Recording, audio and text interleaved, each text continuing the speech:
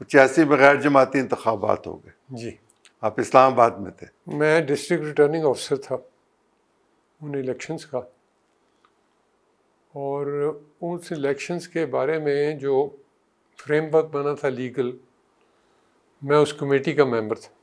तो फिर थोड़ा सा मुझे ज़रा और पीछे जाने दीजिए ताकि ज़्यादा बिस्मिल्लाह। आसानी रहे।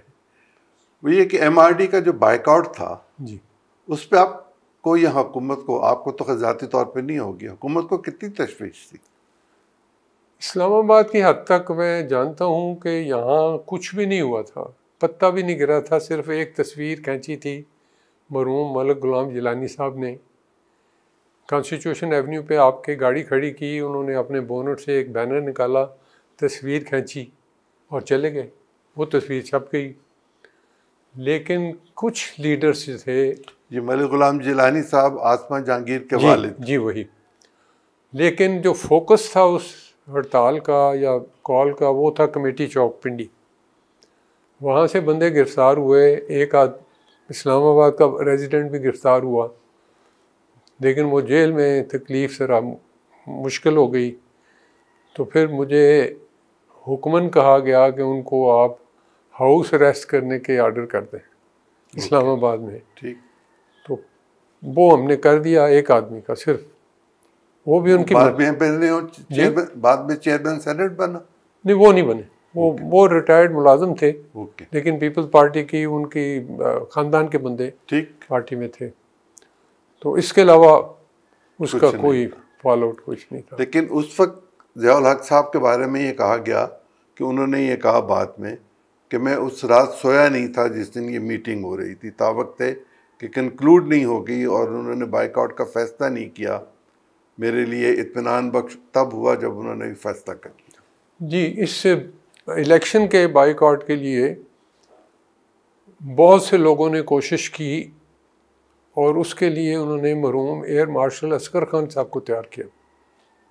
एबटाबाद में मीटिंग हुई, वो प्रिवेल किए, और उन्होंने एक हमारे इस्लामाबाद में हैं सीनियर एडवोकेट हैं, वो उनके पार्टी के आदमी भी थे। तो उनकी ज़बानी पता चला कि मार्शल साहब ने कहा है कि ये इलेक्शन होने दें, बाइकआउट कर लें बेशक, लेकिन जनरल साहब को कंटिन्यू करने दें। उनकी एक किताब है जर्नैल सियासत में। जी, उन्होंने कहा कि उनको कंटिन्यू करने दें। ये पैगाम जब पहुंचा तो वो कह लग के उन्होंने ख़त्म कर दिया। उन्होंने कहा कि हम अब एयर मार्शल साहब के तआवुन के तो वजह से तो नहीं बैठे हुए यहाँ पे। ठीक। तो मसला वो ख़त्म हो गया, लेकिन वो बहुत बड़ी सियासी गलती थी। ये सब ने कहा कि वो बहुत बड़ी सियासी गलती थी। अगर वो ना होता जी, जो हुआ, तो पाकिस्तान का आईनी सियासी ढांचा कितना तब्दील हो चुका होता। वो अगर ना हुआ होता ना, तो उसका जो शायद नेशनल असम्बली का इफ़ेक्ट ना होता, सूबाई असम्बली का ना होता, लेकिन उस बाइकआउट की वजह से पीपल्स पार्टी को सेनेट में जो हिस्सा 85 में नहीं मिला, वो उसका असर क्यूमुलेटिव 88 में भी पड़ा, वो बाद में पड़ा। 90 में भी, उसकी वजह से 91 तक उनकी जो 88 की गवर्नमेंट थी उसको भी हिलता जुलती रही। सही। वो गलती थी, बहुत बड़ी गलती थी। बाइकआउट नहीं करना चाहिए। ठीक। 85 का इलेक्शन हो गया, प्रेसिडेंट के पास इख्तियार था कि वो प्राइम मिनिस्टर को नॉमिनेट करेगा। मोहम्मद खान जुनेजो साहब को नॉमिनेट किया गया। हमने इलाही बख्श सुमरो और ज़फ़रुल्लाह जमाली के नाम भी बीच में थे। मैं सवाल पूरा कर लूँ फिर आप। के मारिफ ने लिखा कि उस नॉमिनेशन के बाद जब प्रेसिडेंट और प्राइम मिनिस्टर की मुलाकात पर, नॉमिनेटेड प्राइम मिनिस्टर और प्रेसिडेंट की मुलाकात हुई, तो 12 मिनट में इख्तलाफ शुरू हो गया था। ये जब इंतखाब हो गया तो सदर साहब ने ईवान सदर के 4 कमरों में 5वें फ्लोर के पंजाब, सिंध, बलूचिस्तान और फार्मर NWFP के MNAs को बिठाया। वो बारी बारी हर कमरे में गए, उनकी राय पूछी कि किस को बनाए। पंजाब से और सिंध से ओवरवेलमिंग जो था वो इलाही बख्श सुमरो साहब की आवाज़ उठी। बलूचिस्तान में जब गए तो वहाँ पर जमाली साहब की आवाज़ उठी। ये घूमते रहे एक कमरे से दूसरे कमरे में जाके, तो ये क्योंकि ये उनके प्लान में नहीं था। तो फिर उन्होंने जाके पंजाब वालों को कहा कि वो पीर साहब नहीं मान रहे, तो इस दफ़ा आप जनेजो साहब को बना लें, मोहम्मद खान जनेजो साहब को बना लें, आप जब कहेंगे मैं बदल दूँगा, लेकिन इस दफ़ा ज़रा आप मेरी बात मान जाएं।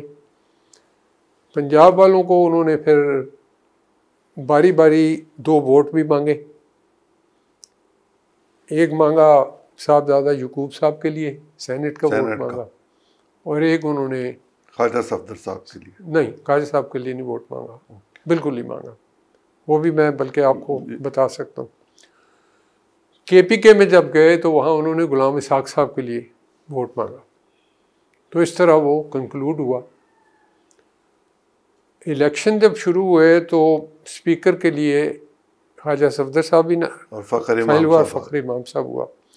इलेक्शन के लिए घंटियाँ बज चुकी थी वोटिंग के लिए। हम बैठे हुए थे गैलरी में।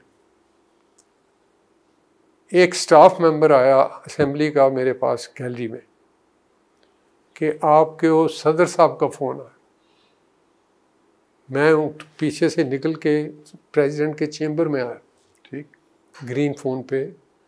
तो प्रेसिडेंट साहब ने मुझे कहा कि आपको तकलीफ़ दी है, लेकिन कोई और रास्ता नहीं था इस वक्त, तो आप मेहरबानी करके फ़खर इमाम साहब को बुलवा कर मेरे से बात कराएं।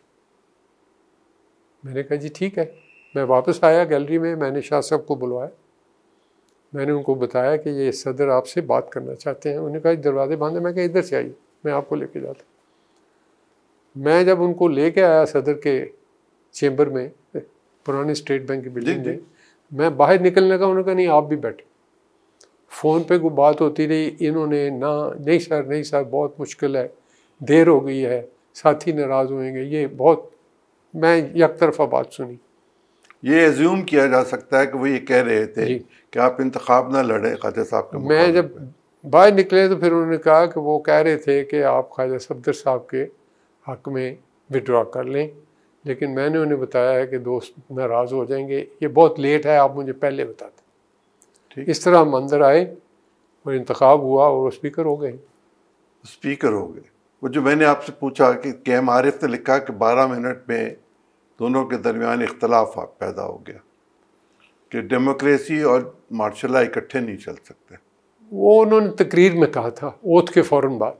सर KM आरिफ ने अपनी किताब में लिखा। ये 23 मार्च को असेंबली के फ्लोर पे जब प्राइम मिनिस्टर ने ओथ लिया, सदर ने ओथ दिया असेंबली के फ्लोर पे, उसके बाद उन्होंने अपनी तकरीर में कहा कि मार्शल लॉ और डेमोक्रेसी साथ साथ नहीं चल सकते। लेकिन वो एक तकरीर थी, उसका कुछ ज़्यादा नहीं। लेकिन उससे असल इख्तलाफ इस बात पे शुरू हुआ कि जब वो सेशन ख़त्म हुआ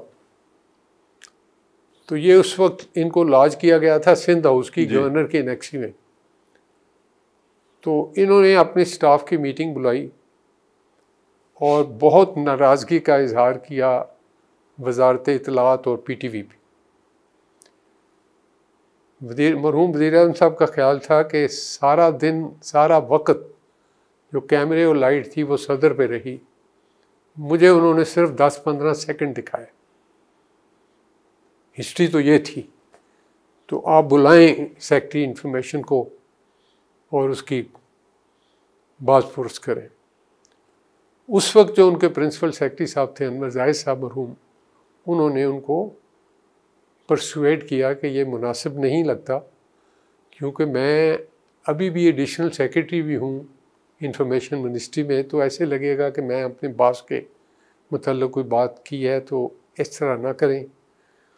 तो उन्होंने फिर समझा बुझा के तो जो मैसेज दिया वो ये दिया कि क्योंकि मुल्क में मार्शल लॉ है, वज़ीर-ए-आज़म साहब गाइडलाइन देना चाहेंगे PTV को कि वो प्रोजेक्शन किस तरह हो जब तक मार्शल लॉ है। तो उसके लिए वज़ीर-ए-आज़म साहब ने ये चाहा है, डायरेक्टिव दी है कि ओथ टेकिंग सेरेमनी की जो फिल्म बनी है वो लेकर आ जाएं, तो उसको देखकर मैं फिर गाइडेंस दूँगा। ठीक, उसको उन्होंने इस तरह समेट दिया। लेकिन कुछ अर्सा बाद फिर उन्होंने जनरल साहब को, जनरल मुजीब, उनको वहाँ से फारिग कर दिया और उनकी जगह फिर मुफ्ती साहब को, मुफ्ती मजीद साहब को तैनात कर दिया। सिर्फ यही वजह तो नहीं थी जुनेजो साहब की रिमूवल की, इस दौरान बेनज़ीर साहिबा का पाकिस्तान में आमद का सिलसिला भी शुरू हुआ। वो बहुत बात की बात है, 86 में हुआ, ये बहुत बात की बात है। लेकिन जिस दिन 25 मार्च थी गालबन, जिस दिन उन्होंने CMLA सेक्रेटरीट पुराने का चार्ज लिया जुनेजो साहब ने, वहाँ एक वाक़या हो गया सर। वाक़या ये हुआ कि इनको बहुत बताया स्टाफ ने, लेके ये सूट पहन के गए। उनको कहा कि ये शेरवानी और ये वेस्ट कोट वाला मामला है, तो उन्होंने कहा नो मैं सूट पहनूँ। तो वो सूट पहन के उन्होंने चाय लिया। शाम को खाना था। खाना खाने के बाद हम लोग सब लिफ्ट के पास खड़े थे, सदर साहब जा चुके थे, चारों सर्विस चीफ खड़े थे वहाँ। वज़ीर-ए-आज़म ने पहले जाना था जी। प्रेसिडेंट साहब ने इनके साथ ना मिलिट्री सेक्रेटरी पोस्ट किया, ना ADC पोस्ट किया, ना कोई स्टाफ अफसर मिलिट्री का पोस्ट किया, एक पुलिस ऑफिसर पोस्ट किया, 3 जॉइंट सेक्रेटरीज पोस्ट किए, एक जॉइंट सेक्रेटरी सिविल सर्विस के एज PSO सपोर्ट किए। उन्होंने कहा कि ये गलतफहमियाँ पड़ती हैं तो सिविल इसको संभाले। तो वहाँ खड़े खड़े प्राइम मिनिस्टर साहब ने अपने प्रिंसिपल सेक्रेटरी को कहा कि सर्विस चीफ इधर आए हुए हैं, तो इनसे कहें कि जो स्टाफ मिलिट्री का भुट्टो साहब का था मुझे भी वही चाहिए और मुझे पैनल भेजें। उन्होंने कहा सर ये जगह ठीक नहीं है, हम बाद में फ़ोन करके या कल सुबह बात को। उन्होंने कहा नहीं अभी कहें। वो थोड़ी बहस हुई लेकिन स्टाफ प्रिवेल्ड। उन्होंने कहा ये गैर मुनासिब जगह। दूसरे दिन उन्होंने लिस्ट मंगाई, तो फिर उन्होंने ब्रिगेडियर सईद अख्तर साहब को MS ले लिया, एक ADC भी ले लिया। तो मुझे जब सुना गया बाद में, किसी ने बताया स्टाफ में कि प्राइम मिनिस्टर साहब कहते थे कि मैंने जाना है वापस, दौरे पे भी जाना है, घर पे भी जाना है, जब तक रत्ती पट्टी वाले मेरे पीछे डायरी लेके नहीं खड़े होंगे तो लोग समझेंगे मैं अभी डिस्ट्रिक्ट काउंसिल का चेयरमैन हूँ। यानी उनको ADCs चाहिए, उन्होंने ले लिए सारा स्टाफ। एक तो असल इधर से शुरू हुई, बाकी जो था इख्तलाफ को इतना ज़्यादा शुरू में नहीं था। रूल्स ऑफ बिजनेस चेंज हुए, ठीक, वो सदर ने पहले नहीं चेंज किए। ये जब आ गए तो इनसे कहा कि आप प्रपोजल बना के भेजें कि सदर और वज़ीर-ए-आज़म के दरमियान डिवीज़न ऑफ फंक्शंस क्या होगी। तो जो पहला ड्राफ्ट है रिकॉर्ड पे पड़ा हुआ है, जो वज़ीर-ए-आज़म साहब ने भेजा, उस पे उन्होंने प्रपोज़ किया कि मेजर जनरल और उसके ऊपर की जितनी तरक्कियां हैं वो सदर की मंजूरी से होंगी। प्रेसिडेंट साहब ने अपने हाथ से उस फाइल, वो पड़ी हुई मैंने देखी हुई फाइल, उन्होंने मेजर काट के उस पर लेफ्टिनेंट लिख दिया। ठीक, उन्होंने कहा मेजर जनरल तक आप भर्ती करें, आप प्रमोट करें। तो ये कॉन्फिडेंस था, ठीक, ये कोई लेकिन वो जो आहिस्ता आहिस्ता फिर और छोटी छोटी बातें शुरू हो गई, हल्की फुल्की। उसमें जो सबसे बड़ा रोल था मेरे सर, नज़र में, क्योंकि मैंने उसको वो डॉक्यूमेंट देखा हुआ है, वो उस वक्त के डायरेक्टर IB की रिपोर्ट थी सर, जो उन्होंने रेफरेंडम पे लिखी थी। बड़ी एग्जॉस्टिव रिपोर्ट थी वो। जब उन्होंने प्रेसिडेंट के अलावा वो रिपोर्ट प्राइम मिनिस्टर को भी दे दी, प्राइम मिनिस्टर साहब ने वो रिपोर्ट पढ़ के समझा कि शायद उनके हाथ में कोई वीकनेस आ गई।